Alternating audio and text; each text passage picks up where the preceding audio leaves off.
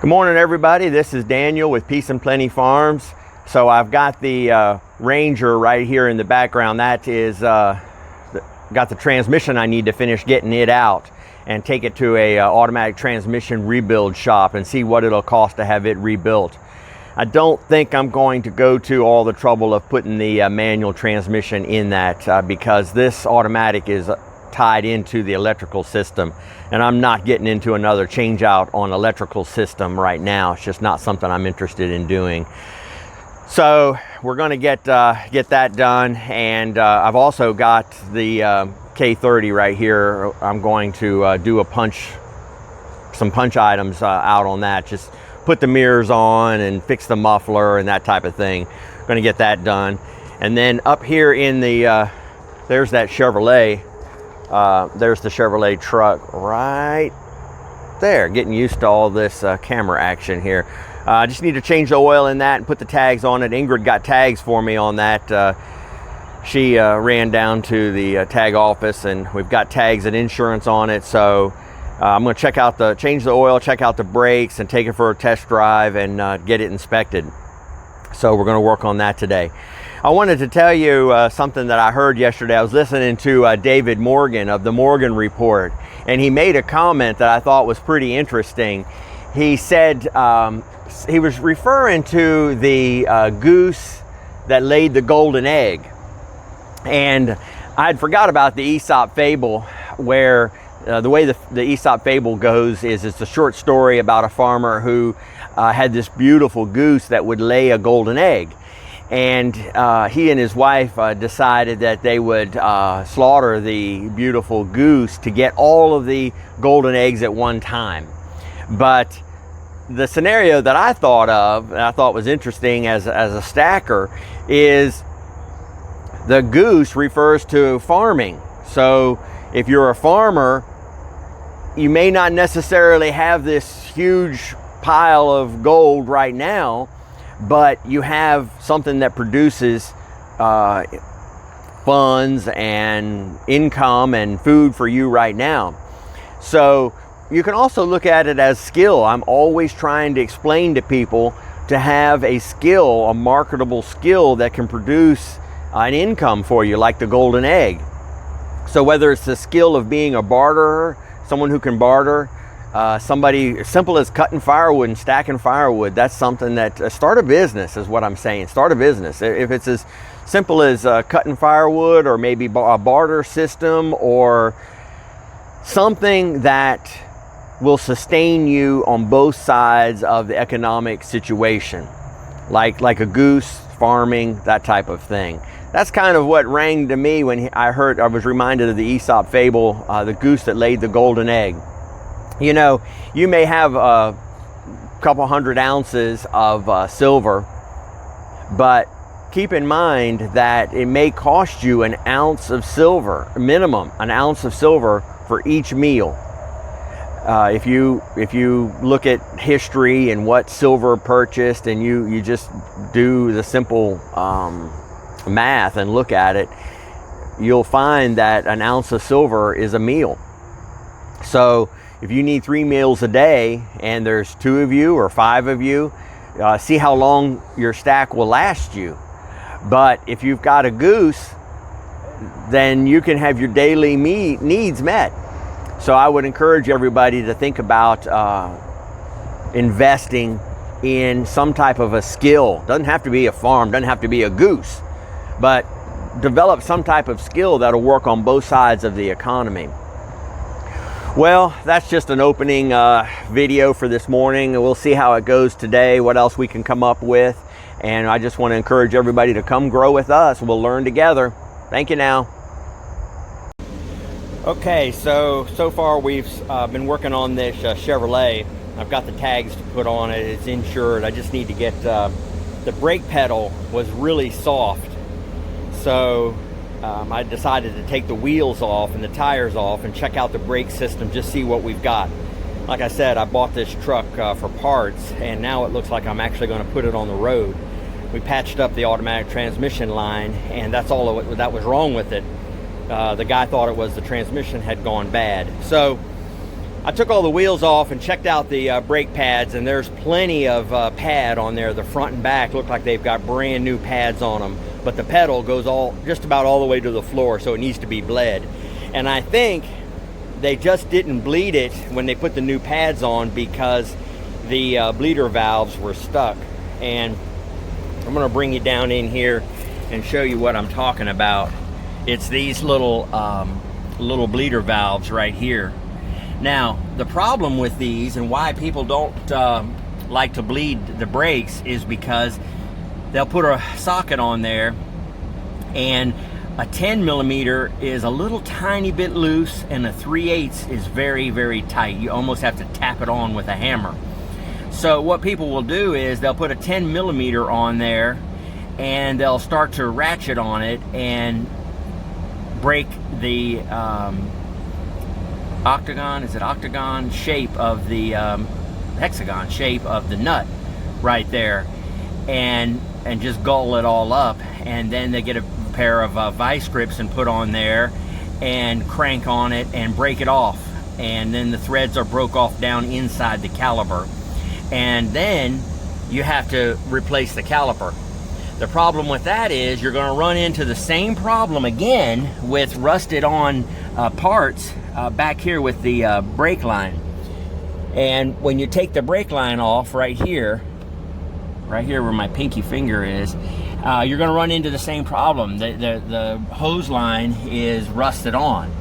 So if you break it there, then you've got to come up here and separate it. Once again, you've got the same problem, a ball of rust. So you break that, then you got to start replacing hard lines. So it's really important to break this loose without breaking the threads off, breaking this little bleeder valve off flush with the caliper. So now what I do is I start out with a wire brush, and I wire brush and clean all the way around this little bleeder valve. And then I soak it with the PB blaster, and I go out to all four corners, and I spray a little spot, just a couple of drops on there, and let it soak in. Go to each corner and wait a few minutes. One of the reasons why I'm doing this video right now is because I'm letting the PB blaster soak in. So you soak it and you do a few other jobs, and you come back and you soak it with a couple of drops, and you just keep soaking it. Now, like I said, the 10 millimeter is a little bit loose, and the 3/8 is kind of tight on there. So I use the 3/8, and I actually have to tap it on there a little bit. And I don't just immediately apply a bunch of pressure. I just start turning it very, very softly to feel if the metal is giving. And on this one, it felt like I was actually going to break it off. So I stopped, and I put a little bit of heat on this bleeder valve. Not very much, just a little tiny bit, because you can actually melt the rubber that's in the piston for the brake caliper. And I just warmed it up a little tiny bit, and it came loose. So it's just a matter of trying and being patient with it. The key was that I hammered on a 3/8 socket, and then was very, very slow and careful. Sometimes you'll go lefty, righty, lefty, tighty, righty, loosey. Sometimes you have to go right, left, and kind of just bump it left, bump it right, back and forth, just a little teeny tiny bump to break it loose and to get that PB blaster fluid to get down in there. Then you can break it loose. It's real important not to break that, because then you have to buy a new caliper. This whole caliper has to come off and be replaced, and then you're still going to have the same problem back here with the brake lines. And if you break that, then you're going to have the same problem up there, so you don't want to do that. Now, I've gone all the way around. This is the PB blaster. Seems to work the best for me on soaking the bleeder valves. This is the little MAP gas torch that I use right here. MAP gas is going to be your hotter burning gas, the yellow one. There's the blue can, and I think there's another one, but the MAP gas burns the hottest. So You want your flame to be blue, not like a firewood stove orangish color. Get it blue. And like I said, just put a little tiny bit of heat on that valve, and that'll get it loose. Well, I just wanted to show you what I'm up against, what I'm working on here. So I'm going to break these loose. I've got 3 of them loose. I'm just working on the last one. And then I'm going to work on this grill. Now, it's all broken up. It's not going to pass inspection with the lights hanging out like that. But I happen to have this other grill here. Now, this is 94 or 95, something like that. I know the lights are going to be completely different, but I may try to just rewire it into this style grill, if I can get it to fit. First, I'm going to see if it fits. If I can get it to fit, then we'll start looking at rewiring it to, the high beams are separate on this one, and on the 94, the high beam is all in one bulb right there. So I'd have to separate the wiring, and I'd have to do the blinkers separate and all of that. Maybe, we'll see. We're gonna just try it out, see how it goes. Alrighty, that's how we're coming along so far. Thank you for watching. Well, it's too hot to go on any longer out here in the driveway. It's lunchtime, so I thought I would just do a quick update on this Chevrolet. That grill that I had, it does fit. It lines up exactly with the existing holes to screw it in. So it fits around the fender. I've just got it sitting there for right now, but I'm gonna have to take these headlights out and switch over the electrical. Now, here we go on electrical again, but let's just see, you know, we're not gonna get into it too far. What I've got is, I pulled this harness out of the other truck, and this plug right here, what that does is, I think this is like a 96 or something. It plugs into the firewall right here, and then it runs up and ties into the headlights and the turn signals and parking lights and high beams and all of that. So I thought maybe, possibly, I was looking at this truck, which is a 94, and you can see right here, this block is exactly the same. It's got a bolt in the middle. It's got the same exact setup going through the firewall right here.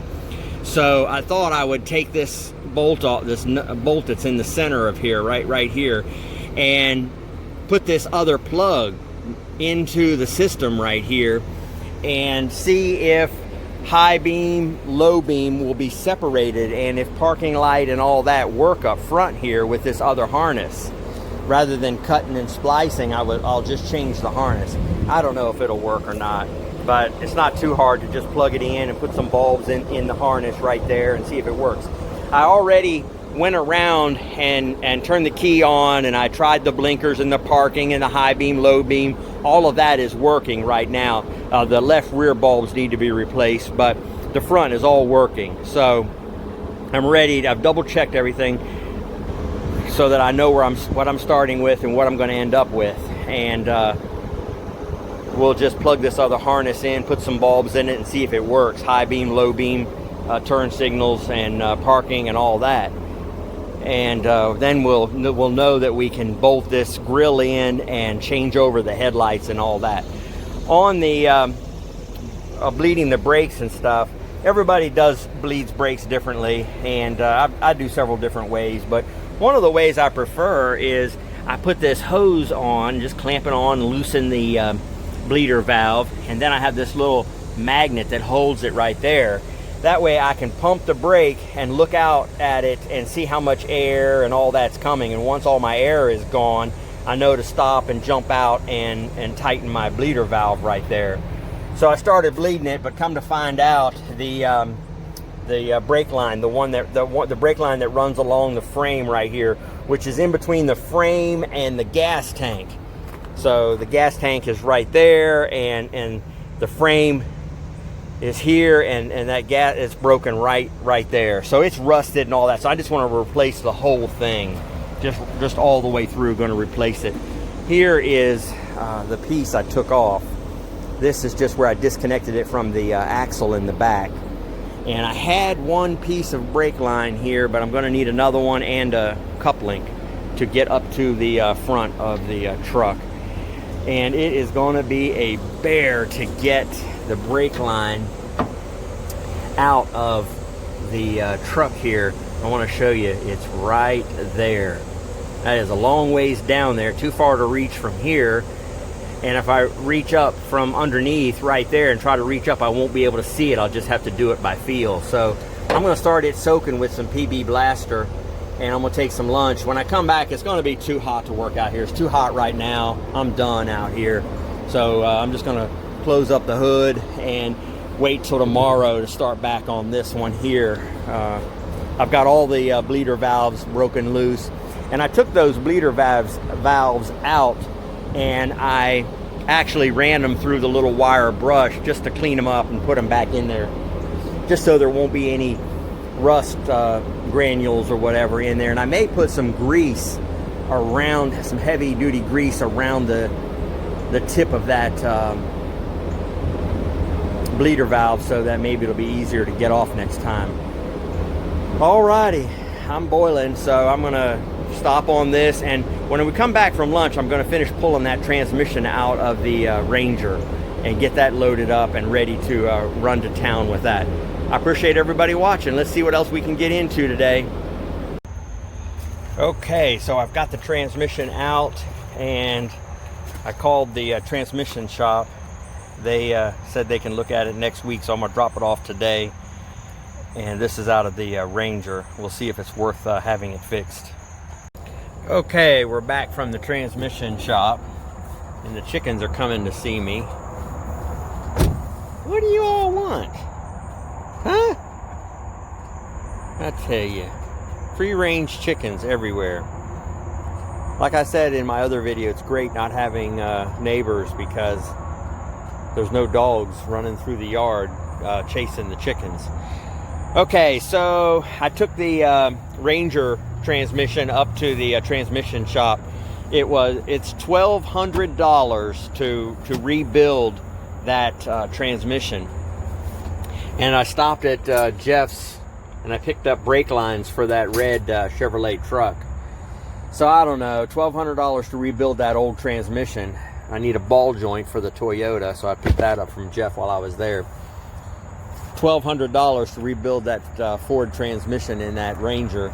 If I hadn't completely gone through that truck, put new brakes, calipers, brakes, hoses, lines, air conditioning, all new air conditioning, there's no rust on the truck at all. It runs great out on the highway, gets great gas mileage. I use it to run to Maryland all the time. It's really a handy little truck to have. I wouldn't fix it, but I've got so much in it, I'm probably going to just go ahead and get it done.